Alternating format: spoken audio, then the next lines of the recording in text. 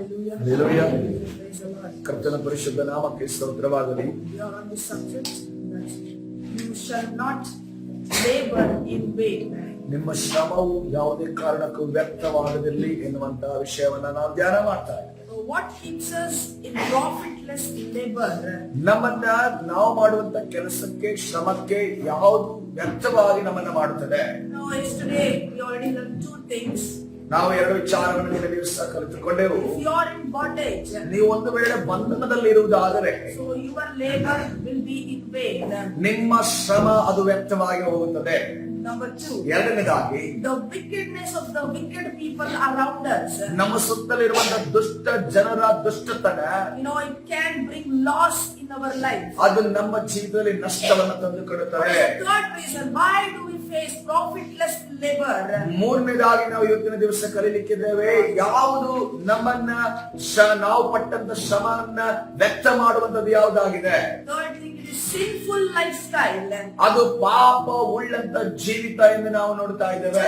Sin can grant access to the enemy to act in our life. ಪಾಪವು ಸೈತಾನನಿಗೆ ಅಥವಾ ಶತ್ರುವಿಗೆ ನಮ್ಮನ್ನ ಆಕ್ರಮಣ ಮಾಡುವುದಕ್ಕೆ ಒಂದು ಅಧಿಕಾರವನ್ನು ತಂದುಕೊಡುತ್ತದೆ. Sin grant the enemy a legal access, not illegal, legal access. ಪಾಪವು ಸೈತಾನನಿಗೆ ನಮ್ಮ ಮೇಲೆ, ನಮ್ಮ ಜೀವಿತದ ಮೇಲೆ ಒಂದು ನ್ಯಾಯಯುತವಾದ ಅನ್ಯಾಯವಾದ ಯಾವುದೋ ಒಂದು ಕಾರಣದಿಂದ ಅಲ್ಲ, ನ್ಯಾಯವಾದ ಒಂದು ಅಧಿಕಾರವನ್ನು ಕೊಡುತ್ತದೆ. If you are leading a sinful lifestyle, ನೀವು ಪಾಪ ಉಳ್ಳಂತ ಜೀವಿತವನ್ನು ಜೀವಿಸುತ್ತಿರುವುದಾದರೆ it opens the door for your enemy. ನಿಮ್ಮ ಶತ್ರುವಿಗೆ ಅದು ಬಾಗಿಲನ್ನು ತೆರೆಯುವಂತದ್ದಾಗಿದೆ. He gets access on your money. ನಿಮ್ಮ ಒಂದು ಹಣದ ಮೇಲೆ ಆತನು ಆಳ್ವಿಕೆ ನಡೆಸುತ್ತಾನೆ. He gets access on your health. ಆತನು ನಿಮ್ಮ ಒಂದು ಆರೋಗ್ಯದ ಮೇಲೆ ಅಧಿಕಾರವನ್ನು He gets ಸಿಗುತ್ತದೆ. access on your property. ನಿಮ್ಮ ಒಂದು ಆಸ್ತಿಯ ಮೇಲೆ ಆತನಿಗೆ ಅಧಿಕಾರ He ಸಿಗುತ್ತದೆ. gets access on your relationship. ನಿನ್ನ ಸಂಬಂಧಗಳ ಮೇಲೆ ಅಧಿಕಾರ ಸಿಗುತ್ತದೆ. See what the Bible says in Jeremiah chapter 5 verse number 25. ಯೆರೆಮೀಯ ಪ್ರವಾದನೆ ಗ್ರಂಥ 5ನೇ ಅಧ್ಯಾಯ 25ನೇ ವಚನ ಏನನ್ನ ಹೇಳ್ತಾ ಇದೆ? No, Jeremiah chapter 5 verse number 25. ಯೆರೆಮೀಯ ಪ್ರವಾದನೆ ಗ್ರಂಥ 5ನೇ ಅಧ್ಯಾಯ 25ನೇ ವಚನ. Your iniquities have turned these things away and your sins have withheld good from you. ನಿಮ್ಮ ಅಪರಾಧಗಳು ಇವುಗಳನ್ನು ತಪ್ಪಿಸಿ ಬಿಟ್ಟಿವೆ, ನಿಮ್ಮ ಪಾಪಗಳು ನಿಮಗೆ ಮೇಲನ್ನು ತಡೆದಿವೆ. So the Bible in Jeremiah chapter 5 verse number 25 says, ಯೆರೆಮೀಯ ಬರೆದ ಪತ್ರಿಕೆ ಯೆರೆಮೀಯ ಪ್ರವಾದನೆ ಗ್ರಂಥ 5ನೇ ಅಧ್ಯಾಯ 25ನೇ ವಚನವನ್ನು ನೋಡುವಾಗ, your iniquities ನಿಮ್ಮ ಒಂದು ಅಪರಾಧಗಳು have turned these things away and your sins have withheld good from you. ನಿಮ್ಮ ಅಪರಾಧಗಳು ಇವುಗಳನ್ನು ತಪ್ಪಿಸಿ ಬಿಟ್ಟಿವೆ, ನಿಮ್ಮ ಪಾಪಗಳು ನಿಮಗೆ ಮೇಲನ್ನು ತಡೆದಿವೆ. If you are in a sinful lifestyle, ನೀವು ಪಾಪವುಳ್ಳಂತ ಜೀವಿತದಲ್ಲಿ ಜೀವಿಸುತ್ತಿರುವುದಾದರೆ that will withhold the good things from coming into your life. ಅದು ನಿಮ್ಮ ಜೀವಿತದಲ್ಲಿ ಬರುವಂತ ಒಳ್ಳೆ ಕಾರ್ಯಗಳನ್ನು ಬರುವುದಕ್ಕೆ ತಡೆ ಮಾಡುತ್ತವೆ. Let us see biblical examples from the Bible. ಸತ್ಯವೇದದಲ್ಲಿರುವಂತಹ ಉದಾಹರಣೆಗಳನ್ನು ನೋಡಿಕೊಳ್ಳೋಣ. The Bible talks about the wise man. ಸತ್ಯವೇದವು ಬುದ್ಧಿವಂತ ಮನುಷ್ಯನ ಬಗ್ಗೆ, ಜ್ಞಾನಿಯ ಮನುಷ್ಯನ ಬಗ್ಗೆ ಮಾತನಾಡ್ತಾ ಇದೆ. Though he was a wise man, ಆತನು ಬುದ್ಧಿವಂತ ಜ್ಞಾನಿಯಾದ ಮನುಷ್ಯನಾದರೂ ಕೂಡ he was forgotten. ಆತನು ಮರೆಯಲ್ಪಡ್ತಾ ಇದ್ದಾನೆ ಅಥವಾ ಮರೆಯಾಗಿದ್ದಾನೆ ಅಥವಾ ಎಲ್ಲರಿಂದ ಮರೆಸಲ್ಪಡ್ತಾ ಇದ್ದಾನೆ. ಇದನ್ನು ನಾವು ನೋಡ್ತಾ Where ಇದ್ದೇವೆ. do you read this story? ಇದನ್ನು ನೀವು ಎಲ್ಲಿ ನಾವು ನೋಡ್ತಾ ಇದ್ದೇವೆ? In the book of Ecclesiastes, ಪ್ರಸಂಗಿ ಪುಸ್ತಕದಲ್ಲಿ chapter 9 verse number 15. 9ನೇ ಅಧ್ಯಾಯ 15ನೇ ವಚನ. See, this verse talks about a wise man who saved the whole city from the destruction, but he was forgotten. ಈ ವಾಕ್ಯದಲ್ಲಿ ನಾವು ಗಮನಿಸ್ತೇವೆ, ಒಬ್ಬ ಬಡ ಜ್ಞಾನಿ ಇಡೀ ಪಟ್ಟಣವನ್ನ ತನ್ನ ಬುದ್ಧಿವಂತಿಕೆಯಿಂದ ತನ್ನ ಜ್ಞಾನದಿಂದ ಕಾಪಾಡಿಕೊಳ್ಳುತ್ತಾನೆ, ಆದ್ರೆ ಆತನನ್ನ ಎಲ್ಲರೂ ಮರೆತು ಬಿಡುತ್ತಾರೆ. See, he was a wise man. ಆತನೊಬ್ಬ ಬುದ್ಧಿವಂತ ಮನುಷ್ಯನಾಗಿದ್ದಾನೆ. His labor went unrewarded. ಆತನ ಮಾಡಿದಂತ ಕೆಲಸ, ಶ್ರಮ ಅದು ವ್ಯರ್ಥವಾಗಿ ಹೋಯ್ತು ಎಂದು ನಾವು ನೋಡ್ತಾ ಇದ್ದೇವೆ. The man is wise. ಆ ಮನುಷ್ಯನ ಜ್ಞಾನಿ ಆಗಿದ್ದಾನೆ. He saved the whole city from destruction. ಆತನು ಅಲ್ಲಿ ನಾಶನದಿಂದ ಇಡೀ ಪಟ್ಟಣವನ್ನ ಕಾಪಾಡಿದ್ದಾನೆ. Why was he forgotten? ಯಾಕೆ ಆತನನ್ನ ಆ ಒಂದು ಪಟ್ಟಣದವರು ಮರೆತು ಕೂತಿದ್ದಾರೆ? The Bible says, ಸತ್ಯವೇದ ಈ ರೀತಿಯಲ್ಲಿ ಹೇಳ್ತಾ ಇದೆ, though he was a wise man, ಆತನು ಜ್ಞಾನಿ ಆಗಿದ್ದರೂ ಕೂಡ he was a poor guy. guy. ಆತನೊಬ್ಬ ಬಡ ಜ್ಞಾನಿಯಾಗಿದ್ದಾನೆ, ಬಡವನಾಗಿದ್ದಾನೆ. See, though you are a wise man, ನೀವು ಜ್ಞಾನಿ ಅಂತಲಾಗಿದ್ದರೂ see, ಕೂಡ wise wisdom must make a man rich. ಆ ಈ ಒಂದು ಜ್ಞಾನ ಅನ್ನುವುದು ಒಬ್ಬ ಮನುಷ್ಯನನ್ನ ಐಶ್ವರ್ಯವಂತನನ್ನಾಗಿ ಮಾಡಬೇಕು. If you don't deal with these demonic forces in your life, ನಿಮ್ಮ ಜೀವಿತದಲ್ಲಿ ಆಳುತ್ತಿರುವಂತಹ ಸೈತಾನನ ಕಾರ್ಯಗಳ ವಿಚಾರವಾಗಿ ನೀವು ಅದನ್ನ ಸಂಭಾಳಿಸದೆ ಹೋದರೆ, ಅದನ್ನ ಕಾನ್ಸಂಟ್ರೇಟ್ ಮಾಡದೆ ಹೋದರೆ, you will stay as a poor guy. ನೀವು ಬಡ ಜ್ಞಾನಿಯಾಗಿದ್ದು ಬಡವರಾಗಿ ಉಳಿಯುತ್ತೀರಿ. Though you are an intelligent guy, ನೀವು ಬುದ್ಧಿವಂತ ಮನುಷ್ಯರೇ ಆಗಿದ್ದರೂ ಕೂಡ don't deal with these enemies. ಈ ಶತ್ರುಗಳನ್ನ ನೀನು ಡೀಲ್ ಮಾಡದೆ ಹೋದರೆ, You don't stop this spirit.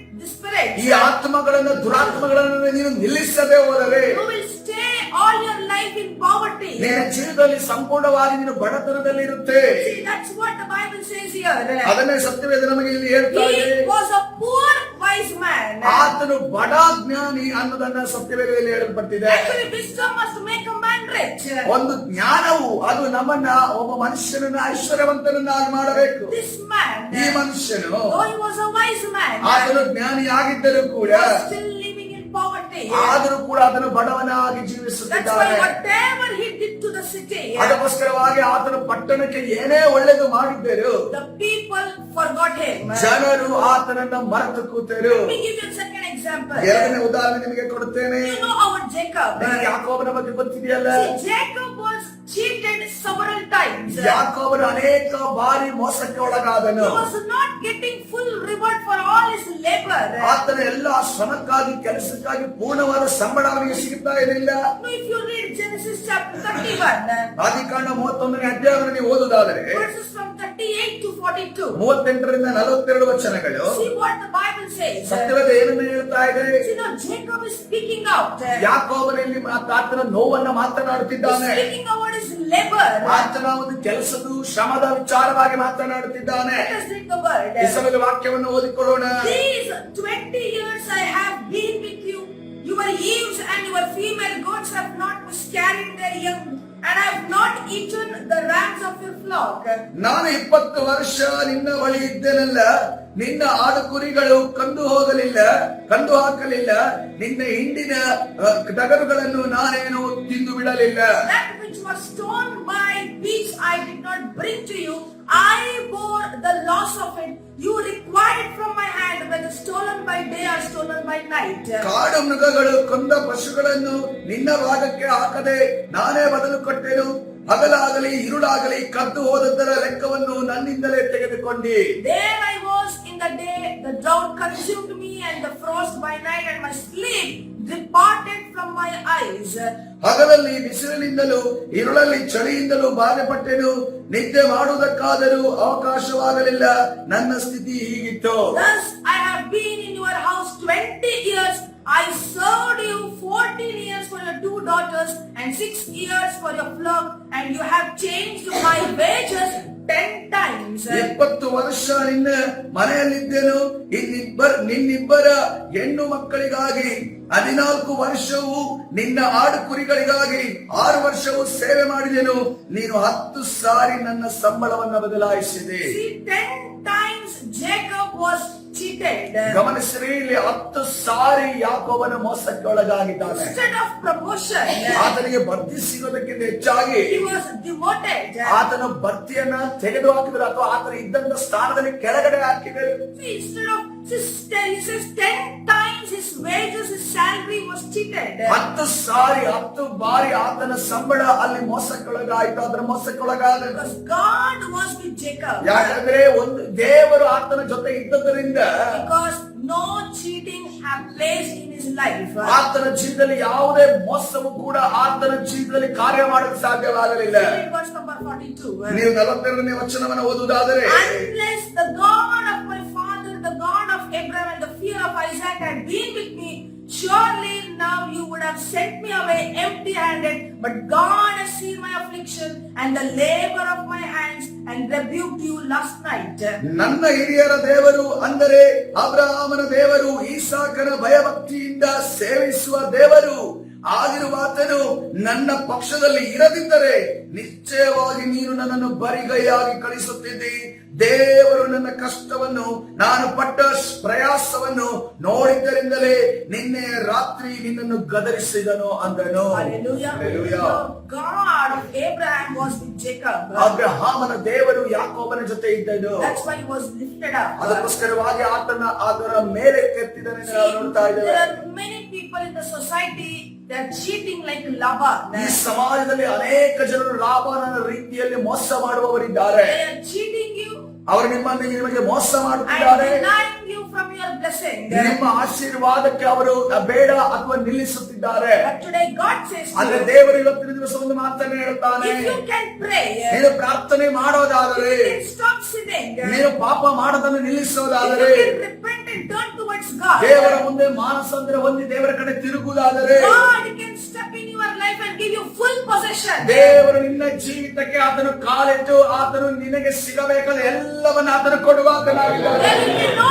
cheating placed on your life. ನಿನ್ನ ಜೀವಿತದ ಮೇಲೆ ಯಾವುದೇ ಮೋಸ ಯಾವುದೇ ಕಾರಣಕ್ಕೂ ಆಗೋದಿಲ್ಲ. Whatever belongs to you, it will come to you in the name of Jesus. ನಿನಗೆ ಏನು ಸೇರಬೇಕೋ ಅದು ನಿನ್ನ ಕೈ ಸೇರುವಂತದ್ದಾಗಿದೆ. Your promotion will come to you. ನಿನ್ನ ಬಡ್ತಿ ನಿನ್ನ ಕೈ There ಸೇರುವಂತದ್ದಾಗಿದೆ. will be no depromotion in your ನಿನ್ನ life. ಜೀವಿತದಲ್ಲಿ ಯಾವುದೇ ಬಡ್ತಿ ಇಲ್ಲದೆ ಇರುವಂತ ಪರಿಸ್ಥಿತಿ ಬರೋದಿಲ್ಲ. There will be increase, there will be multiplication. ಅದು ನಿನ್ನ ಜೀವಿತದಲ್ಲಿ ಹೆಚ್ಚಳಿಕೆ ಅಭಿವೃದ್ಧಿ ಉಂಟಾಗುತ್ತದೆ. I will give you 3 verses from the Bible. ಸತ್ಯವೇದದಿಂದ ನಾನು 3 ವಾಕ್ಯಗಳನ್ನು ನಿಮಗೆ ಕೊಡುತ್ತೇನೆ. Every day read these 3 verses. ಪ್ರತಿ ದಿನವೂ ಕೂಡ ಈ ವಾಕ್ಯವನ್ನು ಪ್ರತಿದಿನ ಓದಿರಿ. You will see your promotion very soon. ಬಹಳ ಬೇಗವಾಗಿ ನಿಮ್ಮ ಬಡ್ತಿಯನ್ನ ನೀವು ನೋಡುತ್ತೀರಿ. First verse. ಮೊದಲನೇ ವಾಕ್ಯ Luke chapter 5 verses from 5 to 7. ಲೂಕನ ಸುವಾರ್ತೆ 5ನೇ ಅಧ್ಯಾಯ 5ರಿಂದ 7 ವಚನಗಳು. Let's read the word. ವಾಕ್ಯವನ್ನು ಓದಿಕೊಳ್ಳೋಣ.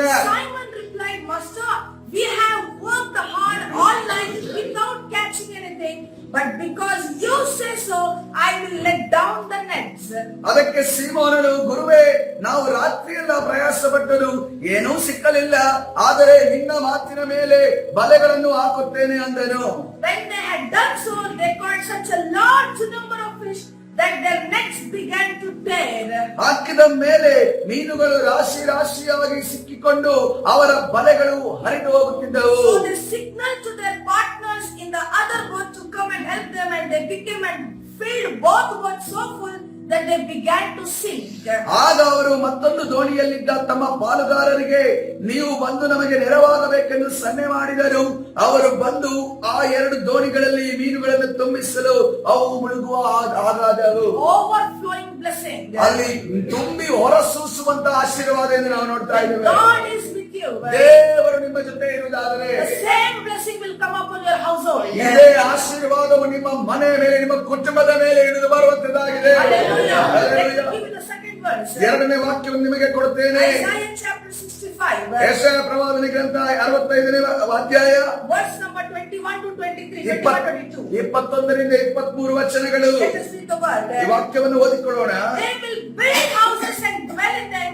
They will plant vineyards and eat their fruit.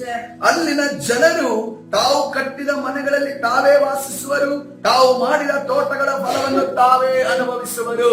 No longer will they build houses for others to inhabit or plant for others to eat. For as is the lifetime of a tree, so will be the days of my people, and my chosen ones will fully enjoy the work of their hands. ಒಬ್ಬನು ಕಟ್ಟಿದ ಮನೆಯಲ್ಲಿ ಬೇರೊಬ್ಬನು ವಾಸಿಸಲು, ಒಬ್ಬನು ಮಾಡಿದ ತೋಟದ ಫಲವು ಇನ್ನೊಬ್ಬನಿಗೆ ವಶವಾಗಲು. ನನ್ನ ಜನರು ಆಯಸ್ಸು ವೃಕ್ಷದ ಆಯಸ್ಸಿನಂತಿರುವರು.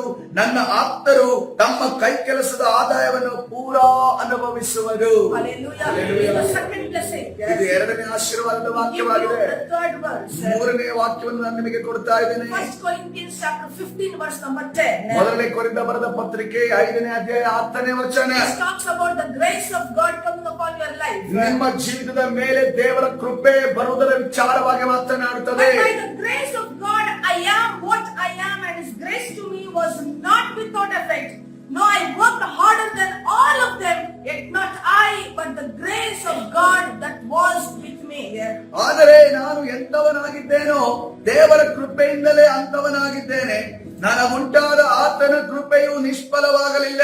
ನಾನು ಅವರೆಲ್ಲ ಎಲ್ಲರಿಗಿಂತಲೂ ಹೆಚ್ಚಾಗಿ ಪ್ರಯಾಸ ಪಟ್ಟೆನು, ಆದರೆ ಪ್ರಯಾಸ ಪಟ್ಟವನು ನಾನಲ್ಲ, ನನ್ನೊಂದಿಗಿರುವ ದೇವರ ಕೃಪೆಯೇ. Hallelujah.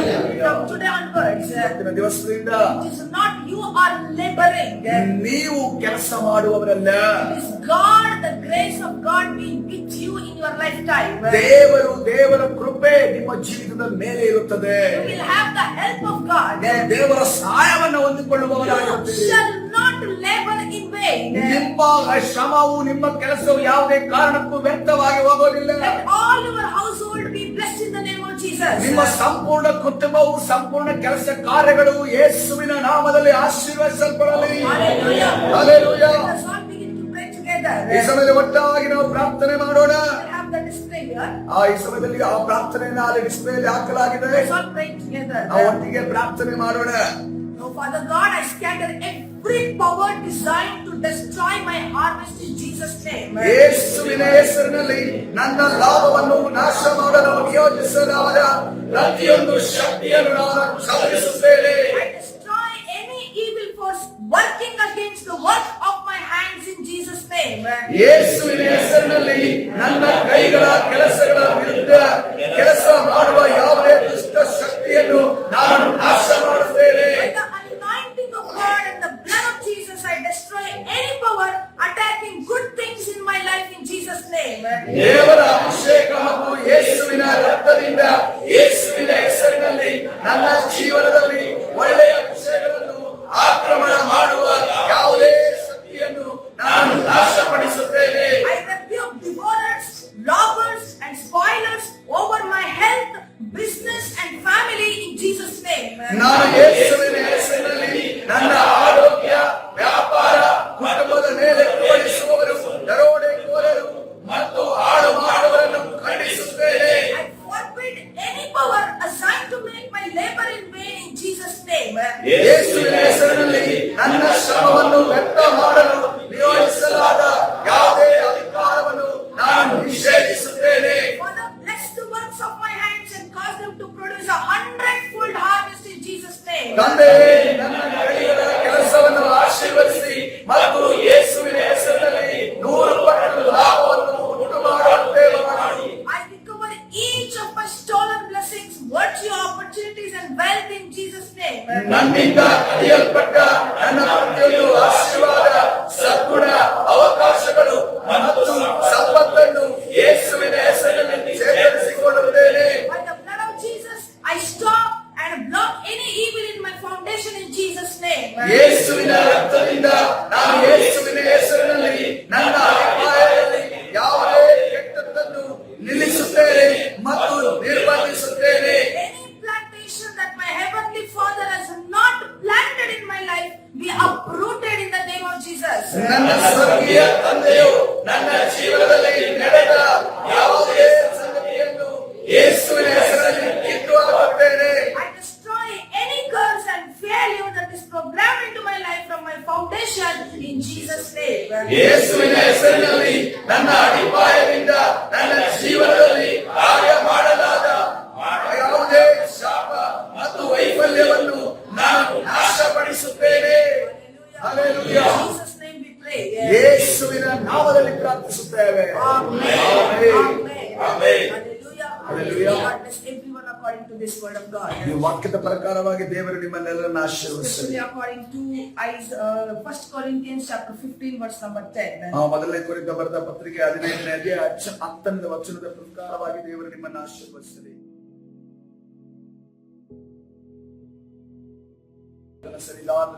ಪ್ರಾರ್ಥನೆ ಮಾಡಿಕೊಳ್ಳೋಣ. ಬೇರೆ ನಮ್ಮ ಶ್ರಮ, ನಾವು ಮಾಡಿದ ಕೆಲಸ ಕಾರ್ಯಗಳು, ಕಷ್ಟಪಟ್ಟಂತ ದಿನಗಳು, ಕ್ಷಣಗಳು ಎಲ್ಲಿ ಸೋರಿ ಹೋಗ್ತಾ ಇದಾವೆ, ಕರ್ತನ ಅದನ್ನು ತಡಿಲಿಕ್ಕಿದ್ದಾನೆ. ಬೇರೆ ಹಲ್ಲೆಲೂಯಾ. ನಮ್ಮನ್ನು ಉಪಯೋಗಿಸಿಕೊಂಡು ಲಾಭವನ್ನ ಪಡೆಯುತ್ತಿರುವಂತಹ, ಮೋಸವನ್ನ ಮಾಡುತ್ತಿರುವಂತಹ ಜನಗಳು ಇನ್ನು ಮುಂದೆ ನಮಗೆ ಮೋಸ ಮಾಡೋದಕ್ಕೆ ಸಾಧ್ಯವಿಲ್ಲ. ಯೇಸುವಿನ ರಕ್ತ ಕೊಟ್ಟೆ ನಮ್ಮ ಸುತ್ತಲಿದೆ. ಈ ಸಮಯದಲ್ಲಿ ಪ್ರಾರ್ಥನೆ ಮಾಡೋಣ. ಪರಿಶುದ್ಧನ ದೇವರಿಗೆ ನಾಮಕ್ಕೆ ಸ್ತೋತ್ರವಾಗಲಿ. ಕರ್ತನೆ, ನೀನು ತಾನೇ ಸ್ವಾಮಿ ಈ ಸಮಯದಲ್ಲಿ ನಮ್ಮ ಮುಖಾಂತರ ಪರಿಶುದ್ಧಾತ್ಮನೇ ಪ್ರಾರ್ಥನೆ ಮಾಡಿಸಿದಕ್ಕಾಗಿ ಸ್ತೋತ್ರ. ಕೆಲವು ಬಾರಿ ನಮಗೆ ಈ ವಿಚಾರಗಳಲ್ಲಿ ಕರ್ತನೆ ನಾವು ಪ್ರಾರ್ಥನೆ ಮಾಡಬೇಕೆಂದು ನಮಗೆ ತಿಳಿಯದೇ ಇದ್ದೇವೆ. ಆದ್ರೆ ಇವತ್ತಿನ ದಿವಸ ನಮ್ಮ ಜೀವಿತದಲ್ಲಿ ಸೈತಾನನು ನಮ್ಮ ಶ್ರಮವನ್ನ ವ್ಯರ್ಥ ಮಾಡಿಸಿ ನಾವು ಸೋಲುವಂತೆಯೋ ನಿರಾಶರಾಗುವಂತೆಯೋ ಹತಾಶರಾಗುವಂತೆಯೋ ಕರ್ತನೆ ಮಾಡಿರೋದುಂಟು. ಆದ್ರೆ ಇವತ್ತಿನಿಂದ ಕರ್ತನೆ ಸೈತಾನನ ಆಳ್ವಿಕೆ ಯೇಸುವಿನ ನಾಮದಲ್ಲಿ ಕೊನೆಯಾಗಲಿ. ಕರ್ತನೆ ನೀನು ತಾನೇ ನಾವು ಕರ್ತನೆ ದುಡಿದಂತ ಫಲ, ನಾವು ದುಡಿದಂತ ಕರ್ತನೆ ಶ್ರಮ ನಮಗೆ ದೊರಕುವುದಕ್ಕಾಗಿ ಸ್ತೋತ್ರ. ಕರ್ತನೆ ಒಂದು ಕರ್ತನೆ ಯಾವ ಒಂದು ಕಾಳು ಕೂಡ ಕರ್ತನೆ ವ್ಯರ್ಥವಾಗಿ ಹೋಗದ ಹಾಗೆ, ಒಂದು ಪಾಯಸ ಕೂಡ ಕರ್ತನೆ ವ್ಯರ್ಥವಾಗಿ ಹೋಗದ ಹಾಗೆ ನಾವು ಕಷ್ಟಪಟ್ಟಂತ ಆ ಒಂದು ಶ್ರಮವನ್ನ ಅನುಭವಿಸುವ ಕಾರ್ಯ ಮಾಡಿ ಇನ್ನು ಆಶೀರ್ವಾದ ನಮ್ಮ ಮೇಲೆಯೂ ನಮ್ಮ ಕುಟುಂಬದ ಮೇಲೆ ಇಳಿದು ಬರಲಿ. ಕರ್ತನೆ ಆಶೀರ್ವದಿಸು, ಬಲಪಡಿಸು. ಕರ್ತನಾದ ಯೇಸು ಸ್ವಾಮಿ ಹೆಸರಲ್ಲಿ ಪ್ರಾರ್ಥಿಸಿ ಹೊಂದಿಕೊಳ್ತೇನೆ ಜೀವ ಉಳ್ಳ ತಂದೆಯೇ. ಆಮೆನ್.